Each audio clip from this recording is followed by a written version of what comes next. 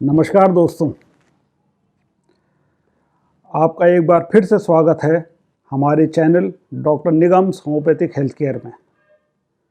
अगर आप हमारे चैनल का पूरा फ़ायदा उठाना चाहते हैं, जल्दी से जल्दी हेल्थ की टिप्स सबसे पहले पाना चाहते हैं, तो आप हमारे चैनल को सब्सक्राइब करें और हाँ, लाइक करना मत भूलें। देखिए, आज मैं बहुत इंटरेस्टिंग चीज़ आपको बताने वाला हूँ। इसको मेटाबॉलिक सिंड्रोम कहते हैं, इसको सिंड्रोम एक्स भी कहते हैं। बहुत पहले एक पिक्चर आई थी मिस्टर एक्स इन बॉम्बे। आज मिस्टर एक्स इंडिया के हर शहर में है, आपके आसपास भी हो सकता है, आप खुद भी हो सकते हैं। देखिए, सिंड्रोम एक्स इंडियन मेल्स में 35 से और 50 के बीच में बहुत कॉमनली पाया जाता है। इसको डॉक्टरी की भाषा में मेटाबॉलिक सिंड्रोम कहते हैं और इसकी कुछ पहचान होती है। मेरे तो स्टडी में जब पेशेंट आता है तो देख करके ही समझ जाता हूँ कि इसको सिंड्रोम एक्स है। मैं पहचान बताता हूँ। पेशेंट मोटा होने लगा, उसकी तोंद उसके सीने से बाहर आ गई, पेशेंट के स्किन पे ऑयलीनेस आने लगी, चेहरा काला पड़ने लगा, स्पेशली यहाँ पे चीक्स पे और माथे पे। पेशेंट के गले में कालापन आने लगा, पेशेंट के नकल्स डार्क होने लगे और साथ ही साथ छोटे छोटे मस्से गर्दन में निकलने लगे। ऐसे पेशेंट्स को मेटाबॉलिक सिंड्रोम होने की आशंका होती है। इसके कुछ पैरामीटर्स बताए गए हैं। अगर आपकी वेस्ट की सरकमफ्रेंस 102 सेंटीमीटर यानी कि 40 इंच से ज़्यादा हो गई हो तो ज़रा चौकन्ने हो जाएं। और अगर आप फीमेल हैं और आपके पेट की सरकमफ्रेंस जो नाभि पे नापी जाती है 88 सेंटीमीटर से ज़्यादा हो गई हो यानी कि 35 इंच से ज़्यादा हो गई हो तो आप भी सावधान हो जाएं। एक लिपिड प्रोफाइल करा लें और अगर सीरम ट्राइग्लिसराइड 150 मिलीग्राम पर डेसीलीटर से ऊपर हो तो समझिए कि कुछ गड़बड़ शुरू हो गई है। इसी के साथ साथ आप लिपिड प्रोफाइल में देखेंगे कि HDL यानी कि हाई डेंसिटी लाइपोप्रोटीन, ये HDL कोलेस्ट्रॉल 40 मिलीग्राम पर डेसीलीटर से नीचे चला जाता है आदमियों में, और औरतों में ये लिमिट होती है 50 मिलीग्राम से नीचे जाने की। अगर आपका BP 130 और 86 के ऊपर रह रहा हो लगातार, और अगर आपकी फास्टिंग ब्लड ग्लूकोज 100 मिलीग्राम पर डेसीलीटर से ज़्यादा रह रही हो लगातार, अगर इन 5 पॉइंट में कोई भी 3 पॉइंट आपको मिल रहे हैं या आपके अंदर पाए जा रहे हैं तो आप जान लीजिए कि आपको मेटाबॉलिक सिंड्रोम है। मेटाबॉलिक सिंड्रोम से होगा क्या?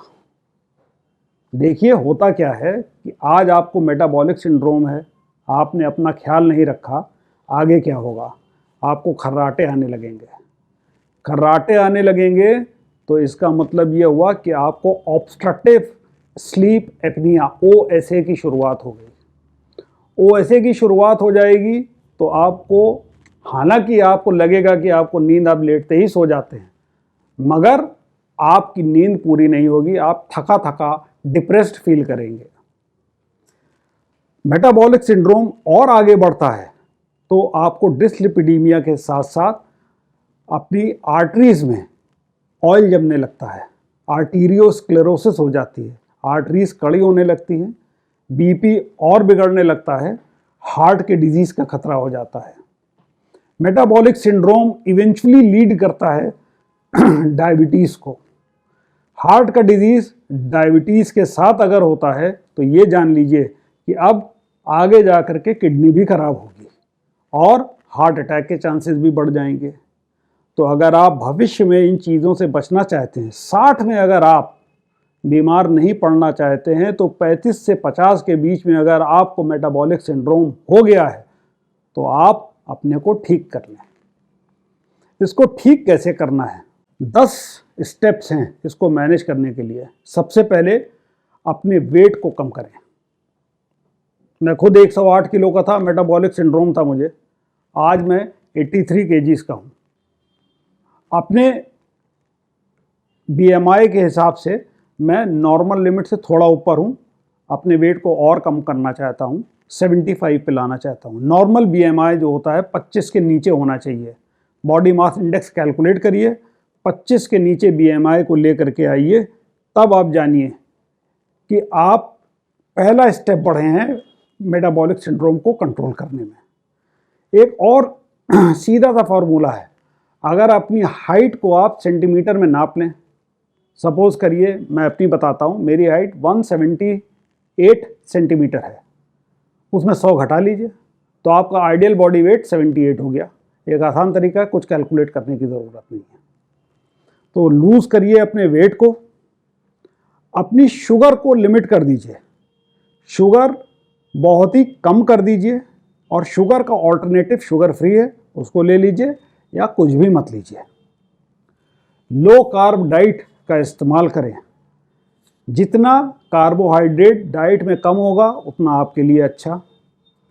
हाई फाइबर का इस्तेमाल करें, हाई फाइबर डाइट आपके लिए अत्यंत फायदेमंद होगी। फाइबर आपको कहाँ से मिल सकता है? फ्रूट से मिल सकता है, वेजिटेबल से मिल सकता है, होल ग्रेन से मिल सकता है, और ये सारी चीज़ें आपके ब्लड के ट्राइग्लिसराइड को घटाएंगी। रेगुलर एक्सरसाइज करें। रेगुलर एक्सरसाइज का क्या मतलब होता है? आज की भागती दौड़ती ज़िंदगी में रेगुलर एक्सरसाइज बहुत मुश्किल हो जाती है। 15 मिनट की स्ट्रेचिंग एक्सरसाइज मॉर्निंग में करिए और रात में कम से कम 5000 स्टेप्स चलिए। और कब चलिए? चलिए डिनर से पहले, डिनर के बाद नहीं। हमेशा खाना खाने के बाद बॉडी में एक चीज़ होती है जिसको क्लोराइड शिफ्ट कहते हैं। खाना खाने के बाद एक्टिविटी 15 मिनट के लिए मिनिमाइज कर देनी चाहिए। इसलिए खाना खाने के बाद ना चल करके खाना खाने से पहले चलें। टहले नहीं, टहलना कानपुर वालों की आदत है, टहले नहीं, तेज चलें।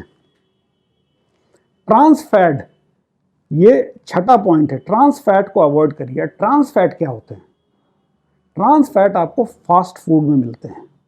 इनकी वजह से ट्राइग्लिसराइड बढ़ जाता है और रिस्क ऑफ हार्ट डिजीज बढ़ जाता है, मोटापा बढ़ता है। इसीलिए फास्ट फूड को अवॉइड करिए, मत खाइए। खाने का मन हो हफ्ते में 1 दिन खाइए। एक्सरसाइज हफ्ते में 5 दिन ज़रूर करिए, 2 दिन आप ऑफ ले सकते हैं।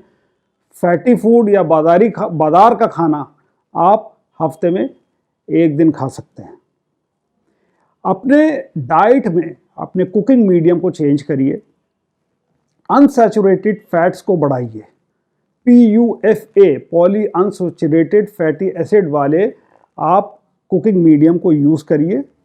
ऐसे rice bran oil, mustard oil, mixed oil, और इनका एक सिस्टम बना लीजिए। 2 दिन आपने राइस ब्रान ऑयल ले लिया, 2 दिन आपने मस्टर्ड ऑयल ले लिया, 2 दिन आपने मिक्स्ड ऑयल ले लिया, किसी दिन मन करा ऑलिव ऑयल ले लिया, और 1 दिन देसी घी भी ले सकते हैं। 1 दिन देसी घी का रख लीजिए।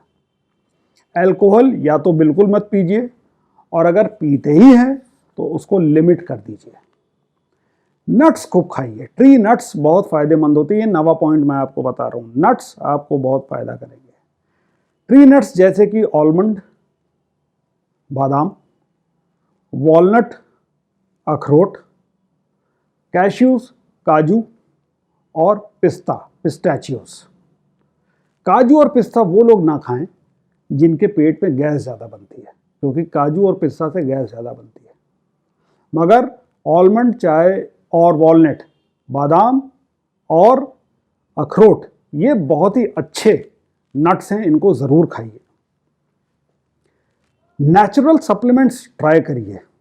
नेचुरल सप्लीमेंट्स में फिश ऑयल, मेथी, गार्लिक के एक्सट्रैक्ट और हल्दी, ये बहुत फ़ायदेमंद है। ये 10 तरीके आप अपनी लाइफ में लाएंगे तो मेटाबॉलिक सिंड्रोम आपसे दूर भागेगा। हाँ, अगर आपको हेल्प चाहिए तो हम लोग के पास आइए।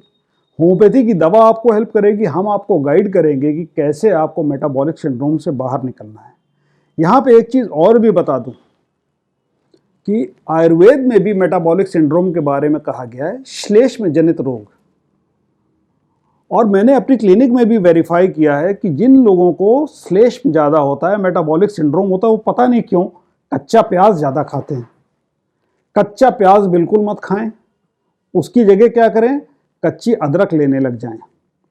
रोज़ सवेरे उठ करके 1 गिलास गर्म पानी पिएं, उसमें शहद मत डालिए, शहद डालने से वेट बढ़ेगा। गर्म पानी पीजिए, और अगर कुछ डालने का मन है तो 2 चम्मच सौंठ अदरक का पाउडर डाल लीजिए।